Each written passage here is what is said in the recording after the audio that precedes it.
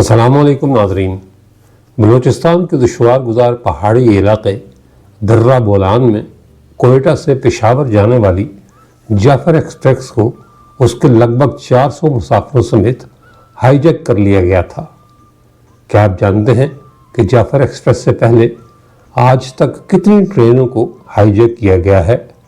اب تک جائے حادثہ پر کھڑی جعفر ایکسپریس کی صورتحال کیا ہے اور وہاں کا دورہ کرنے والے صحافیوں نے کیا دیکھا؟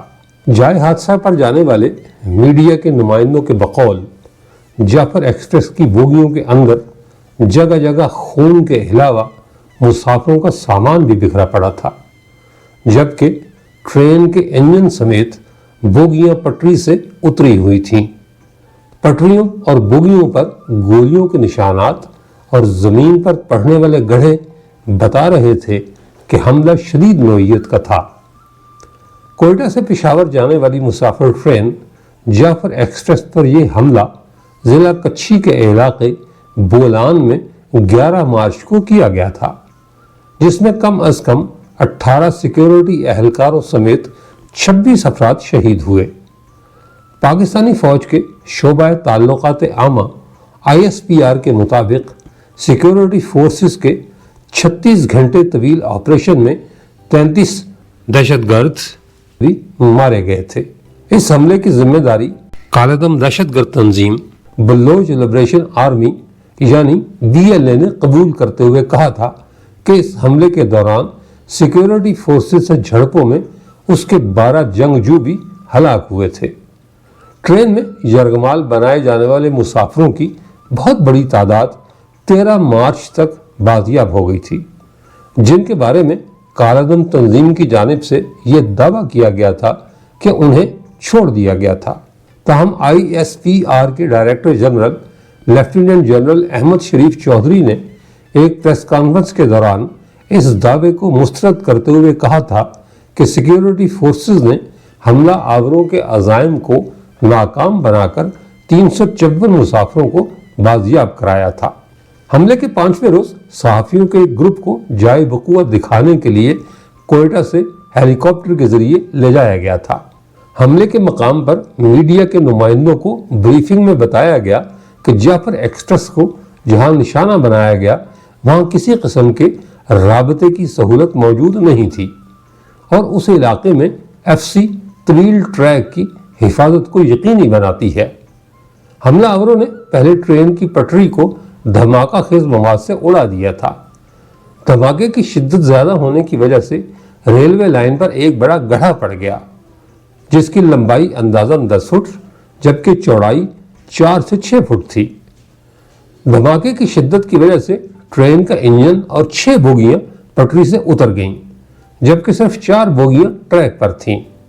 ٹرین کے ڈرائیور نے دھماکے کے بعد ایمرجنسی بریک لگا دی تھی، جس کی وجہ سے ٹرین الٹنے سے بچ گئی، لیکن اگر وہ ایمرجنسی بریک نہ لگاتے تو ٹرین کے الٹنے کا خدشہ تھا، جس سے مسافروں کو زیادہ نقصان پہنچتا۔ ٹرین کے انجن کو بھی گولیوں سے نشانہ بنایا گیا تھا، جس سے ونڈ اسکرین کا ایک حصہ مکمل طور پر ٹوٹ گیا تھا، جبکہ اس کے دوسرے حصے پر گولیوں کے نشانات تھے لیکن وہ ٹوٹا نہیں تھا۔ ٹرین کی بوگیوں پر بھاری اسلحے کی گولیوں کے نشانات بھی موجود تھے۔ ٹرین کو جس مقام پر روکا گیا تھا وہاں جھاڑیوں کو بھی جلایا گیا، کیونکہ رات کو وہاں سردی کی شدت میں اضافہ ہو جاتا ہے۔ میڈیا کے نمائندوں نے وہاں دستی بم بھی دیکھے جو پھٹ نہیں سکے تھے اور انہیں ناکارہ بنانے کے بجائے ان کے ارد گرد پتھر رکھے گئے تھے۔ اسی طرح راکٹ لانچرز کے غیر استعمال شدہ فیوز بھی وہاں پڑے ہوئے تھے، جبکہ استعمال نہ ہونے والی گولیاں بھی بکھری ہوئی تھیں۔ ٹرین کے نیچے پانی کی بوتلیں اور ٹوپیاں وغیرہ بھی پڑی ہوئی تھیں، جن کے بارے میں سیکیورٹی حکام نے بتایا کہ وہ حملہ آوروں کی تھیں، جن میں سے 2 کو سیکیورٹی فورسز کے کمانڈوز نے ٹرین کے نیچے حملہ کر کے ہلاک کیا، جبکہ 3 کو ٹرین کی بوگیوں کے اندر مار دیا گیا تھا۔ بوگیوں کے اندر خون بہت زیادہ تھا، جبکہ وہاں خون آلود کپڑے بھی پڑے ہوئے تھے۔ وہاں استعمال شدہ کپڑے بھی پھٹے ہوئے پڑے تھے، جس سے اس بات کا اندازہ ہوتا ہے کہ بعض زخمیوں نے شاید اپنا خون روکنے کے لیے انہیں پھاڑا ہوگا۔ ٹرین کے قریب بدبو بہت زیادہ تھی جو شاید وہاں لاشوں کی دیر تک موجودگی کے سبب پھیلی تھی۔ ٹرین کے مسافروں کا سامان اب بھی بوگیوں میں پڑا تھا۔ لوگوں کے بیگز اور سامان کے تھیلوں کے علاوہ ان کے جوتے، گرم لحاف اور استعمال کے برتن بھی جگہ جگہ بکھرے ہوئے تھے۔ میڈیا کو بتایا گیا کہ سیکیورٹی فورسز کی کارروائی مکمل ہونے تک جو مسافر وہاں موجود تھے وہ اپنا سامان ساتھ لے گئے تھے، جبکہ جو مسافر پہلے نکلے تھے ان کا سامان ابھی بھی بوگیوں میں پڑا ہے۔ بعض صحافیوں نے اس خواہش کا اظہار کیا کہ وہ بوگیوں کے اندر جانا چاہتے ہیں، لیکن سیکیورٹی اہلکاروں نے انہیں بوگیوں کے اندر نہیں جانے دیا۔ انہیں بتایا گیا کہ لوگوں کا قیمتی سامان اور دیگر اشیاء ان بوگیوں میں موجود ہے۔ سیکیورٹی اہلکار چاہتے ہیں کہ وہ بحفاظت اس سامان کو ریلوے حکام کے حوالے کر دیں تاکہ انہیں ان کے مالکان یا جو لوگ مارے گئے ہیں ان کے لواحقین تک پہنچایا جائے۔ سیکیورٹی فورسز کی طرف سے میڈیا کے نمائندوں کو بریفنگ میں بتایا گیا کہ 11 مارچ کو دن 1 بجے ایف سی کی چیک پوسٹ کو نشانہ بنایا گیا۔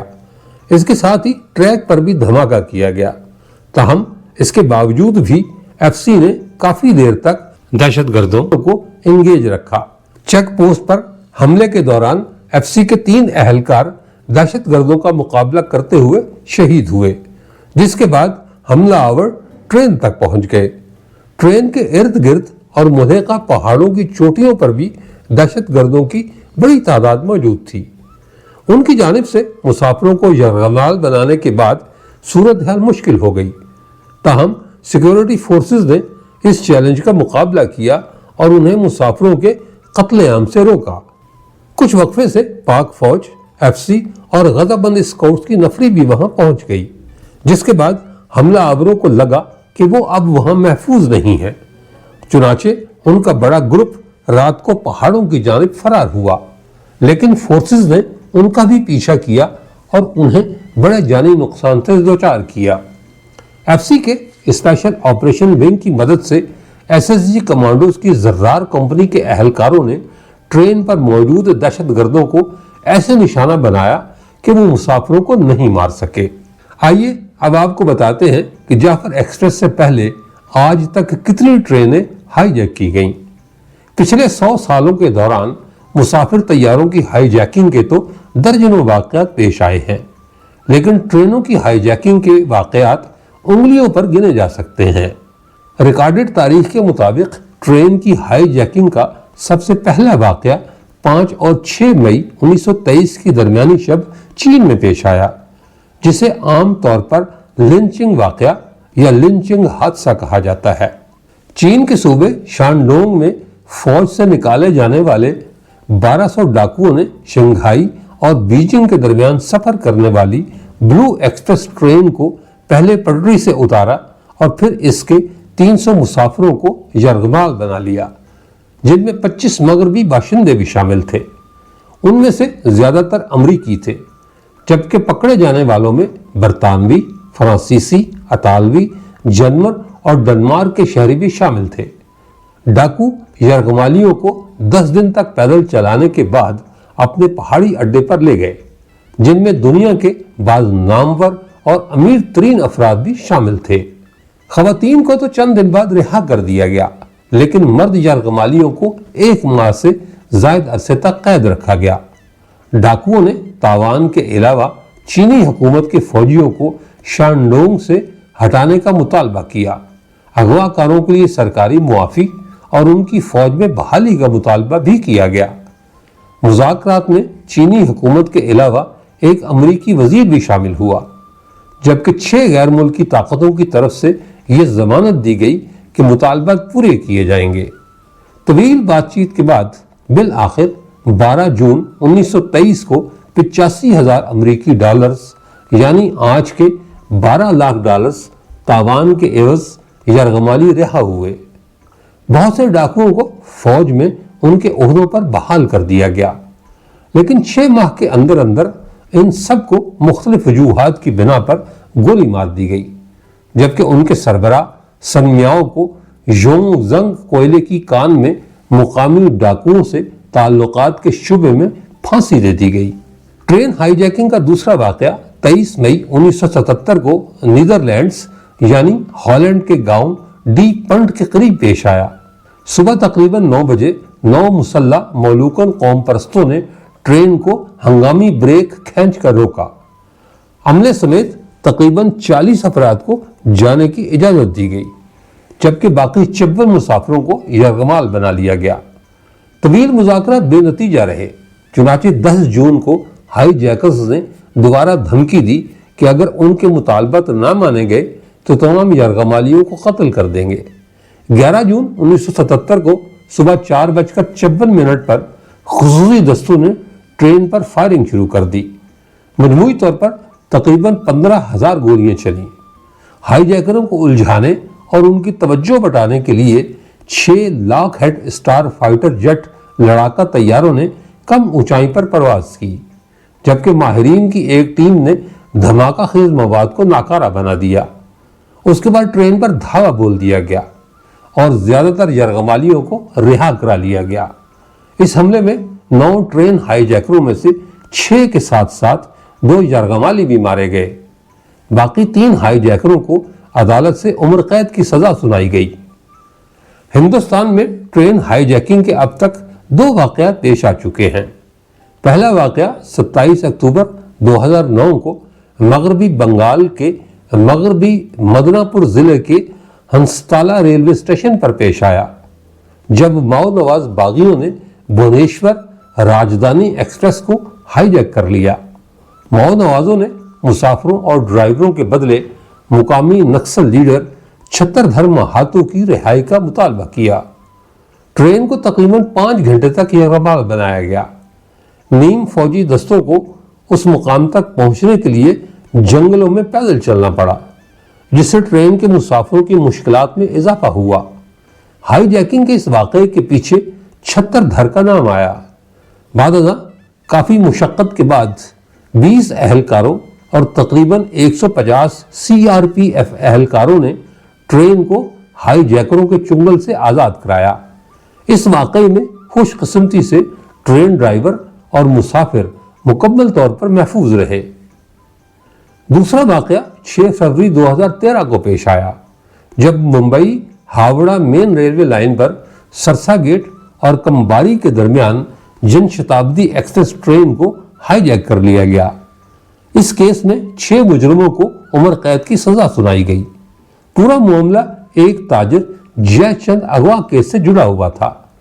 2001 میں تاجر جے چند ویدیا کو اغوا کر کے 44 دنوں تک یرغمال بنا کر رکھا گیا تھا۔ پولیس نے اس واقعے میں اپندر سنگھ عرف قبرہ کو مرکزی ملزم نامزد کیا تھا، تاہم وہ جیل سے فرار ہو گیا۔